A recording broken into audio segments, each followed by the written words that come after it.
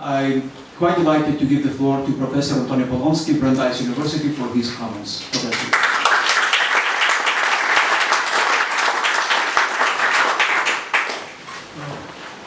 Like everybody else, I'd like to thank Ambassador Laustiene for her hospitality. This is a very important conference for 2 days that we'll devote to discussing these difficult and important issues. I hope will bring very fruitful results. I'm very glad to be able to discuss this important book. The two editors are also contributors to volume 25 of Polin. Both are leading younger scholars in the history of Lithuania and the history of Jews in Lithuania. The topic of the book is important and it's also neglected. It deals, as Professor Staliunas pointed out, with the political cooperation between Jews and Lithuanians in the Tsarist Empire from the last decades of the 19th century until the early 1920s. These years saw the transformation of both Jewish and Lithuanian political life.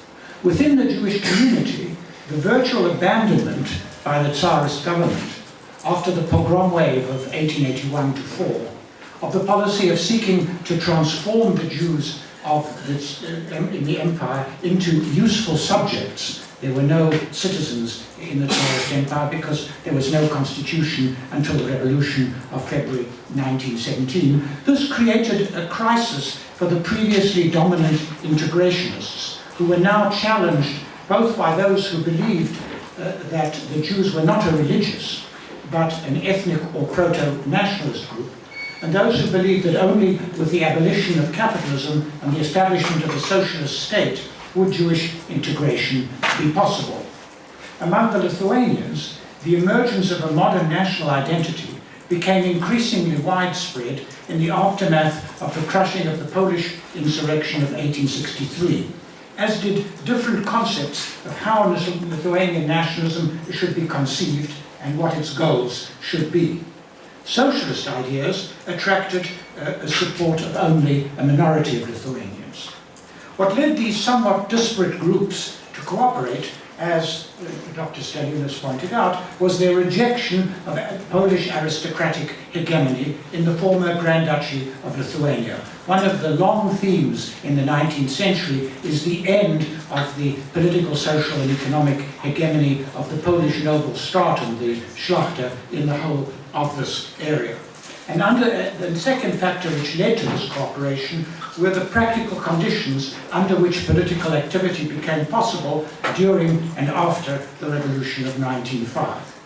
Subsequent developments, first the German occupation of historic Lithuania in 1915, and then the emergence of an independent Lithuanian state which aspired to make Vilnius its capital, further facilitated Lithuanian Jewish cooperation.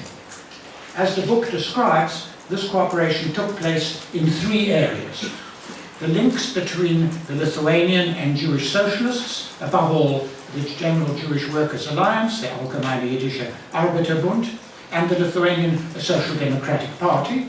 Second, the collaboration between Jews and Lithuanians in elections to the 4 Russian Dumas, dictated to some extent by the peculiar nature of the franchise in the Tsarist Empire and the need of these groups to cooperate if they were to ensure representation in the Duma.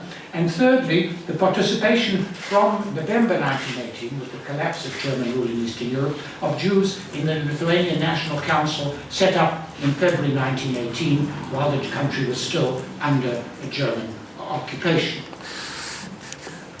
This book, which I hope will be widely read, certainly among scholars, is a really valuable addition to our understanding of the complex inter-ethnic relations in northeastern Europe in the last years of the 19th and the early years of the 20th century. In order to understand this relationship, you have to remember that class and ethnicity were intermingled in this area. Poles were mostly landowners. Land was mostly held by the Poles. Lithuanians were mostly peasants working on Polish landed estates, and Jews were mostly intermediaries acting as the go-betweens between these two strata. The book also provides a clear background to the subsequent creation of the extensive system of Jewish communal autonomy in independent Lithuania, which lasted until 1925, and which is the subject of an important book by Šarūnas Liekis, who's in the audience, the co-editor of this volume with me, also my former student. I did a doctorate under my direction at Brandeis. The collapse of this system of Jewish communal autonomy was probably made inevitable by the incorporation of Vilnius into Poland in 1923.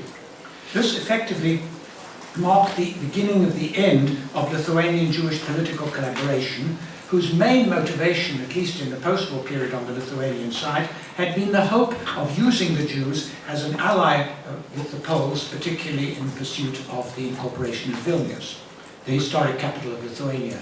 I would say here that it obviously is better for Vilnius to be the capital of the country than a provincial Polish town. This collaboration was always threatened by the significance of economic anti-Semitism in Lithuanian nationalism and by the Lithuanian imperatives of creating a national state. As a result, as Dr. Stadiunas writes in his conclusion, the alliance was always more reminiscent, I'm quoting, of a pragmatic, that is convenient alliance, than a firm union based on common principles. At the same time, and this is what we'll be discussing tomorrow, although the autonomous system collapsed in 1925, the extensive system of Jewish private education, partly financed by the state, was maintained until the end of Lithuanian independence in June of 1940. The authoritarian regime of Antony Smetona, which came to power in the coup of December 1926, regarded the Jews as less dangerous than the other minorities in the country, rather the Poles. As a result, it kept radical anti-Semitic agitation under control. It was only the destruction of Lithuanian independence by the Soviets and the Nazi invasion of the country in the summer of 1941 which allowed these groups to come to the fore, another of the topics which we'll be discussing tomorrow. And so I very much welcome the appearance of this important work.